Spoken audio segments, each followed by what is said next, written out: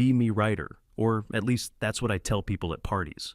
I have a blog, a decent following. I write about society, culture, relationships.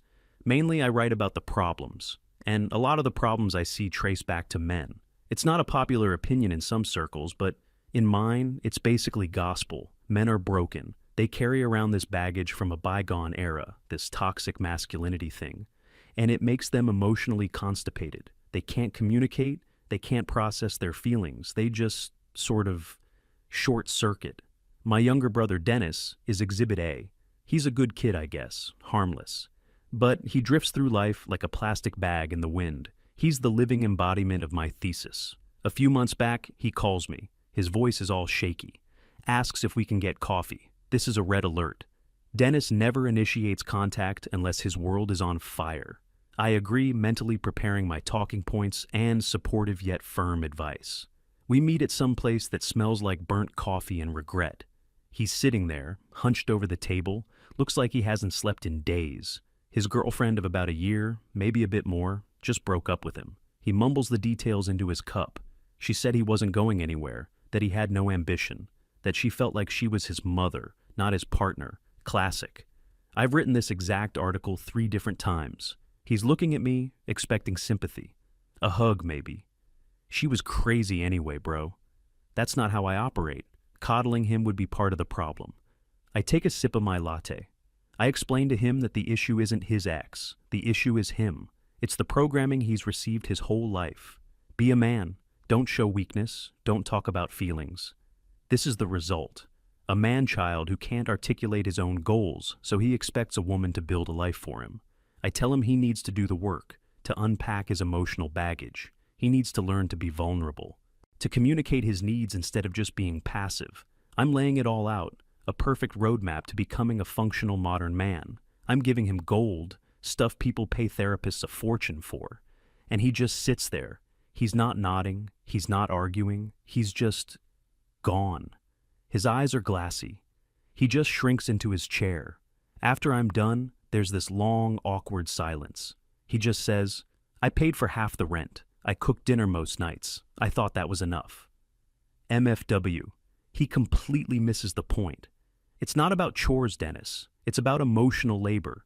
I try to explain that concept to him, but it's like talking to a brick wall. He just nods slowly, finishes his cold coffee, and says he has to go.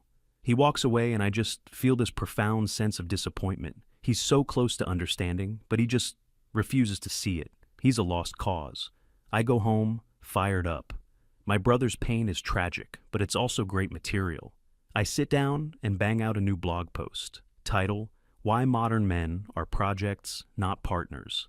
I use Dennis's situation as the central anecdote, changing a few details to protect his privacy. I write about how women are tired of being rehabilitation centers for emotionally stunted men, how we're expected to be their cheerleaders, their mothers, their secretaries, and their therapists. I hit publish. It explodes. My DMs are flooded. Comments pour in. This is my life. Thank you for putting this into words. Just sent this to my boyfriend. He needs to read it. My friends are all sharing it. We have a group chat that's just buzzing with validation. We're all in the same boat dealing with these broken men. It feels good. It feels like I'm not just complaining. I'm starting a conversation. I'm helping. In the middle of my victory lap, I realize something. Dennis hasn't texted me back. I sent him a link to the article. Thought this might give you some perspective. No reply. I call him a day later, straight to voicemail. Another day, another call, voicemail.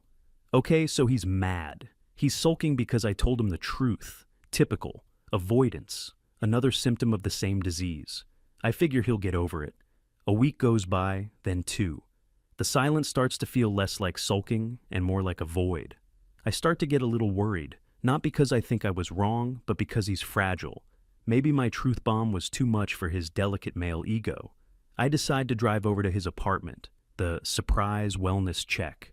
I have the spare key he gave me for emergencies. This feels like one. I let myself in. The apartment is silent and clean. Too clean, like moving out clean. There's no clutter, the dishes are done, the bed is made. It feels cold, unlived in. On the kitchen counter, there's a single folded piece of paper. My name is on it. My heart does a little jump. I open it. It's not a letter, it's a note. Went away for a while, need to sort my head out. Don't look for me. That's it. No explanation, no love, Dennis. Nothing. My worry instantly turns to anger. How dare he? How childish. This is the ultimate act of passive aggression, running away from his problems instead of facing them. He's literally proving every single point I made in my article. The irony is so thick I could choke on it. I'm fuming. I call our parents. They haven't heard from him either. They're worried. I tell them he's just being dramatic. But don't look for me is a challenge. Of course I'm going to look for him. He clearly needs to be rescued from himself. I start my online detective work. His own social media is a dead end. He hasn't posted in months. I start going through the profiles of his friends, his coworkers, anyone who might have seen him. It takes a few days of scrolling through endless photos of dogs and brunches. Then I find it. A photo from a barbecue, posted by some guy Dennis used to work with. It's a group shot, about a dozen people in a backyard. And there, in the back, off to the side, is Dennis. He looks different. He's wearing work boots and jeans covered in a fine layer of dust. His t-shirt has a grease stain on it. He's not smiling, but he's not miserable either. He's just standing there, solid. His shoulders are back. He's holding a bottle of beer and listening to some older guy next to him. The most striking thing is his expression. It's calm, focused. I zoom in on the background. Behind them is a large brick building, an old warehouse or something. There's a faded logo on the wall. I can just make out the name of some defunct manufacturing company. I Google it. The address comes up. It's in an industrial park on the other side of town, the forgotten part. The part of town you only go to if you need a new transmission or want to dump a body. What the hell, GIF? What is he doing there? My mind starts racing. Is it a cult? Some weird men's rights group? One of those places where bitter guys get together to complain about women and learn pickup artist tricks? The thought makes my skin crawl. They got to him. They preyed on him when he was vulnerable. My rescue mission just became a hostage negotiation. The next day I drive out there. The GPS takes me through crumbling neighborhoods and past boarded-up storefronts. Finally, I arrive at the industrial park. It's a ghost town of concrete and rust. I find the building from the photo. It's an old, ugly brick box with high, grimy windows. There are a few dusty trucks and older cars parked out front. I park my own clean, sensible car a short distance away, feeling completely out of place. I sit there for a few minutes, trying to figure out a plan. Do I just walk in? Call the police? I decide to just reconnoiter first. A little surveillance. I get out and walk casually towards the building, pretending to be on my phone. One of the large roll-up garage doors is open about halfway. I can hear sounds coming from inside, the clank of metal, the hum of some kind of machine, the low murmur of voices. No chanting, no angry speeches, just work sounds. I get closer, my heart pounding. I peek through the gap under the door. My brain short circuits. It's not a cult meeting, it's a workshop. A massive, sprawling, honest-to-God workshop. The space is filled with workbenches, tools, and half-finished projects. In one corner, a guy in his 50s is meticulously reassembling a motorcycle engine. Every piece is laid out on a clean cloth. In the center, two other guys are building a huge wooden table. The air smells like sawdust. And over by a car lift, there's Dennis. He's leaning over the open hood of an old pickup truck. Next to him is an older guy, maybe in his 40s. He's pointing at something in the engine bay, explaining. This must be Ronald, the guy from the picture. Dennis is listening intently, holding a wrench. He nods, then leans in and tightens something. He moves with a purpose I've never seen in him before.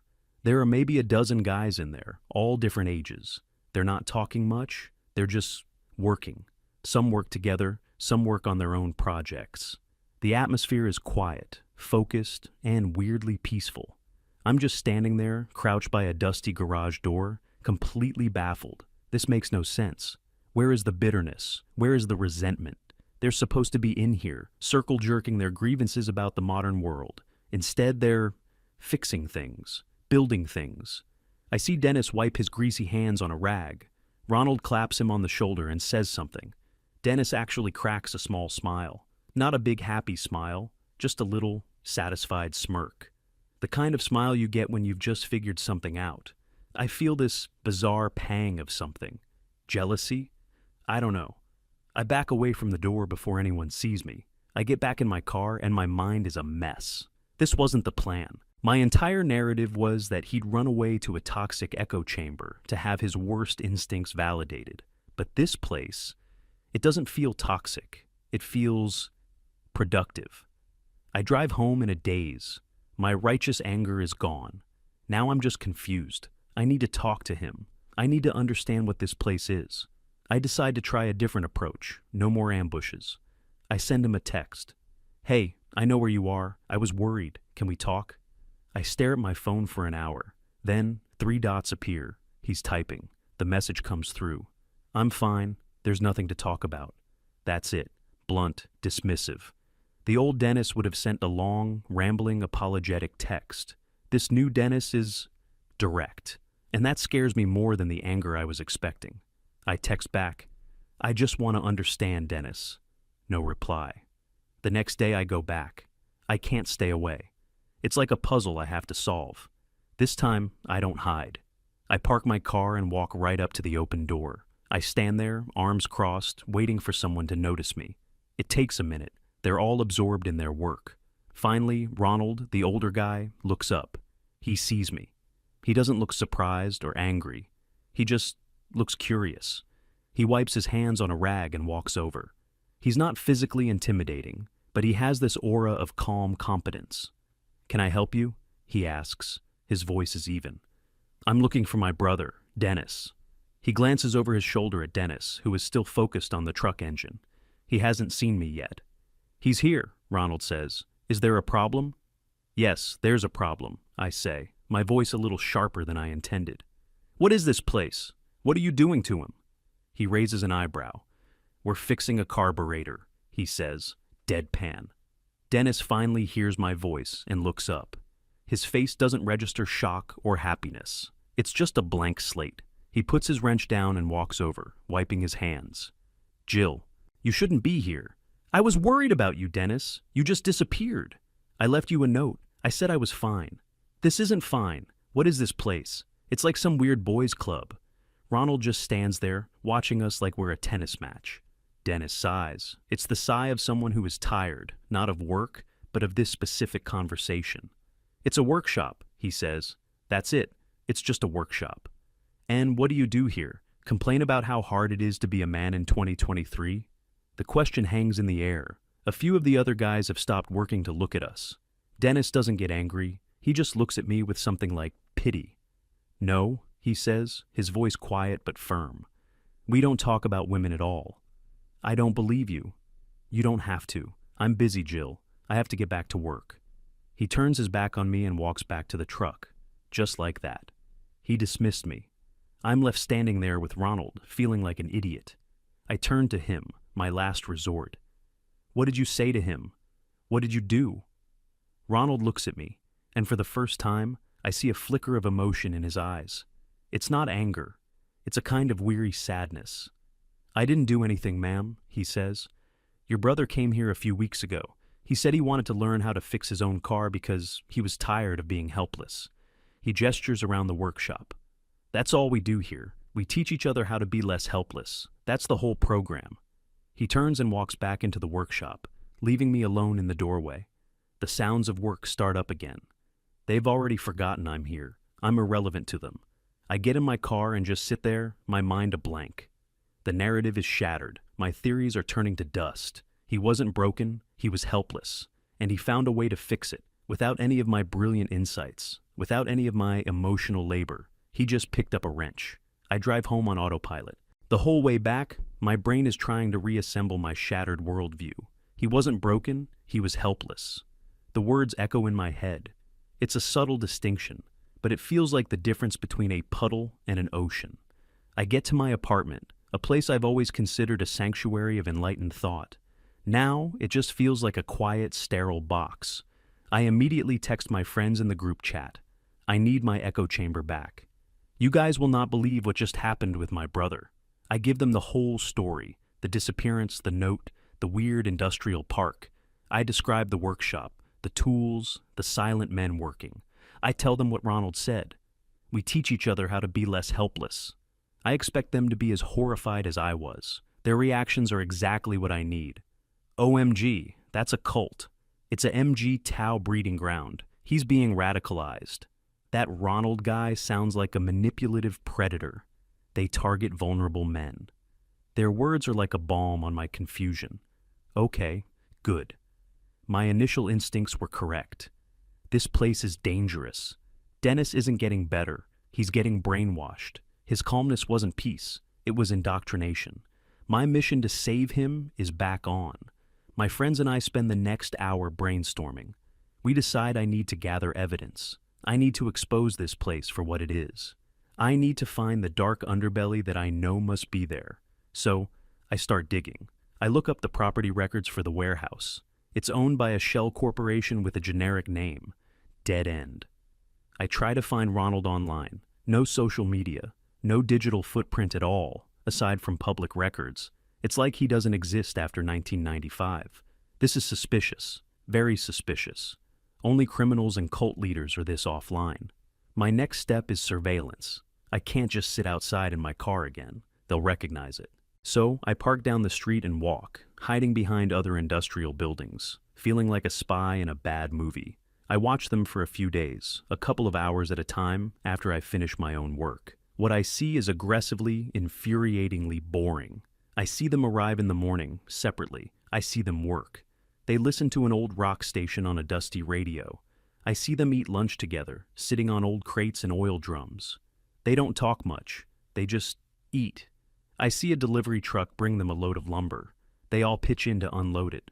One afternoon, an old woman who lives in a tiny house nearby comes over. Her fence has fallen down. Ronald and two other guys go over with a toolbox and some spare wood. They fix her fence in under an hour. She brings them a plate of cookies. This is not the evidence I was looking for. These aren't the actions of a hateful, misogynistic cult. They're acting like good neighbors. My frustration grows with every passing day. Meanwhile, my own world is starting to feel a little less stable. My friend Sarah is having another huge fight with her boyfriend because he won't open up about his fear of commitment. My friend Megan is complaining that her boss, a woman, is creating a toxic work environment by expecting her to do her job. Our group chat, once a source of validation, is starting to feel like a merry-go-round of the same unsolvable problems. We talk endlessly.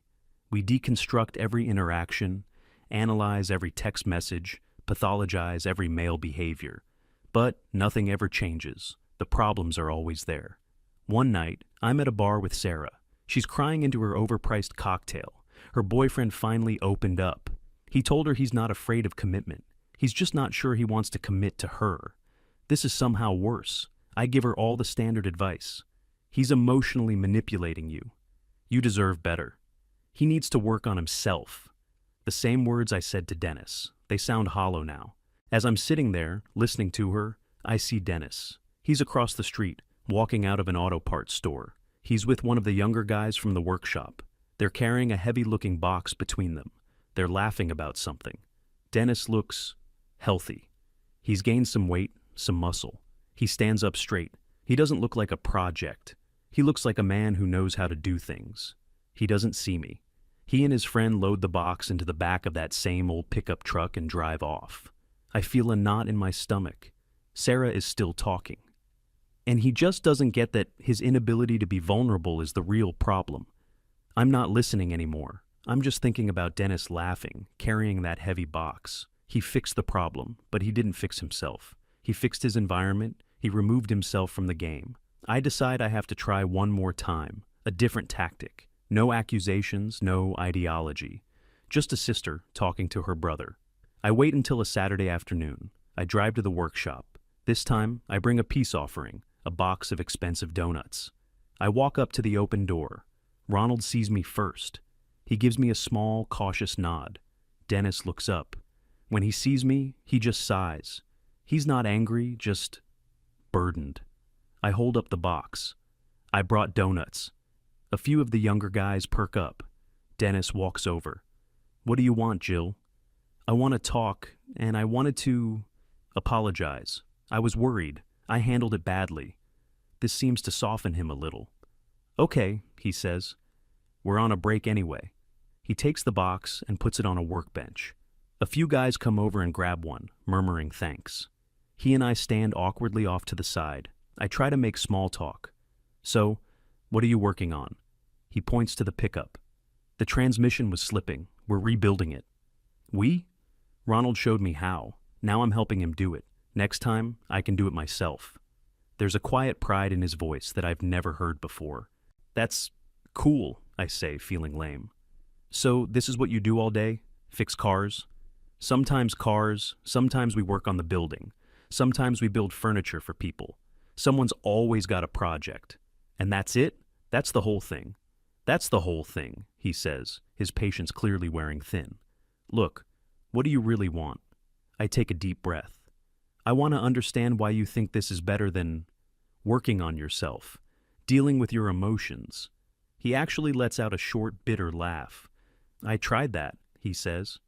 I spent years working on myself. I listened to every piece of advice you gave me. I tried to be vulnerable. I tried to communicate. He looks me straight in the eye. And you know what it got me? It got me dumped for not being ambitious enough. It got me a lecture from my own sister while I was at my lowest point. It got me told, over and over, that I was broken. He gestures around the workshop. Here, nobody tells me I'm broken. They just hand me a wrench and tell me how to fix what's in front of me. I have no answer to that. He sees it. He sees that I'm speechless. I'm not broken, Jill, he says, his voice softer now. I was just playing the wrong game, so I quit. He takes a bite of a donut. Thanks for these, by the way. It was nice of you. He turns and walks back to the group, leaving me standing there again. This time, it feels final. I drive home, and the world feels tilted on its axis. My entire career, my entire belief system, is built on the idea that men need to change, that they need to be more like women, more communicative, more emotionally intelligent. But what if they don't? What if they just need a workshop? What if they need a space where they can be competent, useful, and respected for what they can do, not for what they can say? The thought is terrifying. It undermines everything. A few days later, my world literally starts to fall apart. I'm working at home, and I hear a dripping sound. A pipe under my kitchen sink has sprung a leak, a nasty one. Water is pooling on my floor, threatening my nice hardwood. I do what any self-sufficient modern woman does. I panic. I put a bucket under it. The bucket fills up in minutes. I try to turn the little valve under the sink. It won't budge. It's rusted shut. I call my building superintendent. Voicemail. Of course, I call a plumber. The earliest they can come is tomorrow afternoon. And it'll be a $400 emergency call-out fee. I'm standing in my kitchen with a rapidly growing puddle, feeling completely, utterly helpless. The irony is a physical blow. It knocks the wind out of me. I know what I have to do. I hate it. I hate every single thing about it. My fingers are trembling as I pull up Dennis's number. I dial. It rings twice. Hello? Dennis, it's Jill. I have a huge favor to ask. I have an emergency. There's a pause on the other end. What kind of emergency? I explain the situation, my voice full of a shame I can't hide. I feel like a child. Okay, he says. His voice is calm, matter of fact. Shut off the main water valve for your apartment. It's probably in a closet near the front door. I'll be there in 20 minutes. He hangs up. I find the main valve. It's stiff, but I manage to turn it. The leak stops. Exactly 20 minutes later, my doorbell rings. It's Dennis. He's holding a heavy-looking toolbox. He's not smiling. He's not smirking. He's not here to gloat. He just looks at me and says, "Where is it?" I lead him to the kitchen. He kneels down, looks under the sink, and lets out a low whistle. "Yeah, that's bad," he says. For the next hour, I watch him work. He moves with an efficiency and confidence that is completely alien to me. He has the right tool for everything. He knows the names of all the parts. He lays out a towel to keep the floor clean. He works quickly and quietly. I offer him a drink. He just asks for a glass of water. I feel like a useless guest in my own home. My job is to sit at a computer and rearrange words. His job, right now, is to stop my world from flooding. He replaces the burst pipe and 2 of the fittings. He even tightens a loose faucet I'd been ignoring for months. When he's done, he turns the main valve back on. He checks for leaks. There are none. He packs up his tools. The whole operation took less than an hour. "You should be good now," he says. I'm standing there, overwhelmed with a mixture of gratitude and humiliation. Thank you, I say. Seriously, you saved me. What do I owe you? He shakes his head. Don't worry about it. The parts were only a few bucks. I had them in the truck. He starts to walk to the door. I have to say something. Dennis, wait. He turns. Where did you learn how to do all that? He gives me a small, tired smile. At the workshop, he says. A guy there, an old plumber, he taught us. Said it was a skill every man should have. He opens the door. I gotta go. Ronald's holding a class on basic electrical. And he leaves. I stand in my silent, dry kitchen. The problem is solved. A man came and fixed it. My broken, useless, emotionally stunted little brother. I look at my hands. They're soft. They type. They can't fix a leaky pipe. I look at my bookshelf, full of books about feminist theory and social deconstruction. None of them could have told me how to stop the water. For the first time in a very long time, I feel a profound, terrifying doubt. Not doubt about Dennis. Or about men. Doubt about myself. What if I'm the one who's broken? I don't call Dennis back to thank him again. I don't know what to say. Thanks for possessing the basic life skills my education and ideology never gave me. Instead, I retreat into my world of words and theories. I go to my group chat. I have to process this with my friends. I lay it all out for them. The leak, the panic, the call, Dennis showing up like some kind of post-apocalyptic plumber. How he just fixed it. No drama, no lecture. I'm trying to convey the feeling of it, the profound sense of competence he radiated. I wait for them to see what I see, to acknowledge the shift. The replies start to roll in. They are not what I expect. Sarah says, he's just performing competence. It's a classic male defense mechanism. When they feel emotionally inadequate, they overcompensate with practical skills. Megan adds, be careful, Jill. He's probably going to hold this over you. Men use favors like currency. Another friend chimes in, you shouldn't have called him. It reinforces the dynamic of female helplessness. They're trying to explain it away, to file it under a familiar heading. They are trying to fit this new Dennis into the old box labeled broken man. But he doesn't fit anymore. The box is what's broken. I don't argue with them. I just close the chat. For the first time, their validation feels like poison. It's an echo chamber designed to keep us comfortable in our own helplessness. I try to write. It's my job. It's who I am. I open my blog. I stare at the draft of a post I was working on. It's titled, The Emotional Desert, Why Men Can't Nurture. I read the first paragraph. It feels like a lie. A stupid, childish lie. I can't write it. The words feel like ash in my mouth. Dennis wasn't nurturing my feelings when he fixed my sink. He was nurturing my survival. Which one is actually more important? My life starts to feel like it's in black and white, while somewhere across town, Dennis is living in color. I become a ghost, a lurker. I find myself driving past the workshop sometimes. Not to spy, just to see. I see them building a wheelchair ramp for the old lady with the fence. They don't make a big deal about it. They just do it. I see them starting what looks like a small business. They've restored a bunch of old furniture and are selling it on the side of the road. People are actually stopping and buying it. They are turning rust into money, turning their skills into value. They are building a world, while I am deconstructing one. My friends' lives continue their downward spiral of drama. Sarah finally breaks up with her boyfriend. She's devastated, but also weirdly triumphant. She can now fully embrace her victimhood. Her social media becomes a shrine to her emotional trauma. Megan gets fired. She claims her boss was creating a hostile environment. The truth is, she was just bad at her job.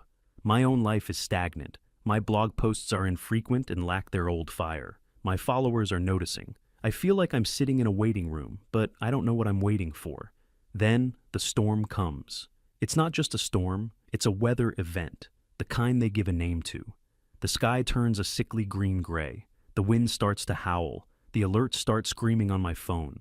Tornado watch, flash flood warning, seek shelter immediately.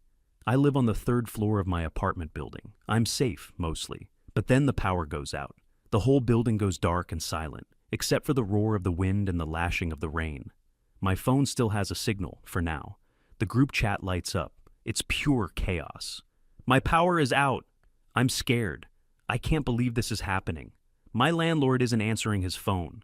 They are all typing into the void, their words a digital substitute for action. They are all helpless, and so am I. I go to my window and look out at the city. It's a blackout, a vast sea of darkness, punctuated by the occasional flash of lightning. But then I see it. Across town, in the direction of the industrial park, a small, steady pool of light. A single point of order in the chaos. The workshop. They have a generator. Of course they have a generator. And they probably know how to maintain it too. I stand there for what feels like an hour just watching that light, that beacon.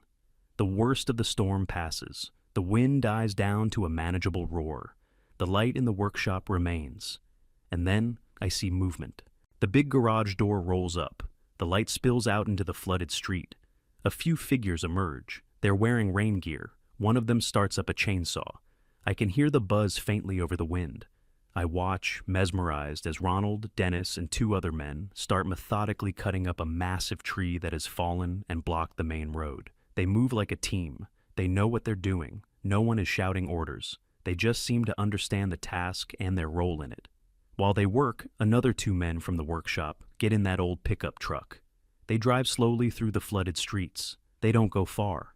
They go to the little house where the old lady lives. They go inside to check on her. A few minutes later, they come out and start securing a loose shutter on her window. They are not waiting for the city to fix things. They are not waiting for permission. They are the first responders. They are the infrastructure. My phone buzzes. It's Sarah. Can you believe this? I've been on hold with the power company for 45 minutes. This is a total failure of the system. I look from my phone to the scene outside my window. The men have almost cleared the road. The system did fail, but it doesn't matter to them. They're not dependent on the system. They are their own system. I don't reply to Sarah. I just turn off my phone. I sit in the dark and watch them work until the batteries in my binoculars die. The next morning, the world is a wreck. The power is still out. The streets are littered with branches and debris, but the sun is shining. I make a cup of coffee on my gas stove, one of the few things that still works. I look out the window. The world is slowly coming back to life. City crews are out. People are emerging from their homes to survey the damage. And then I see the pickup truck. It drives slowly down my street. Ronald is driving. Dennis is in the passenger seat. They aren't celebrating. They aren't resting. They're working. They have a pump in the back of the truck. They stop at a house where the basement is clearly flooded and start helping the owner. As they pass my building, Dennis glances up. His eyes scan the windows and, for a second, they meet mine. There's no anger, no triumph, no, "I told you so." There's nothing. It's the look you give a stranger, a building, a tree. He doesn't recognize me, not really. He recognizes the shape of his sister, but the person who inhabits that shape is a foreigner to him now. They don't speak the same language. He looks away and says something to Ronald. They both laugh. The truck keeps moving down the street, on to the next problem that needs fixing. And I am left behind. I go back to my laptop. The battery is at 12%. I open my blog. I look at my most popular posts. Men are broken. The myth of the self-sufficient man. Why vulnerability is the new strength. It's all garbage. A fantasy I told myself because it was more comfortable than the truth. The truth is they're not broken. They just operate on a different frequency. They were told the rules of the modern world were broken, that the game was rigged, so they didn't try to rig it back. They didn't protest. They didn't write angry articles. They just quit the game. They picked up their tools and built a new one, a smaller, quieter, more durable one. A world where value is measured in what you can do, not in what you can say. A world where competence is the only currency that matters. And in that world, I am bankrupt. I highlight the text of my latest draft, all 2,000 words of it. I press the delete key. Then I close the laptop. The power is still out. My apartment is silent. The problem wasn't that men were broken. The problem was me. I just couldn't see the solution. They didn't need fixing. They just needed to be left alone.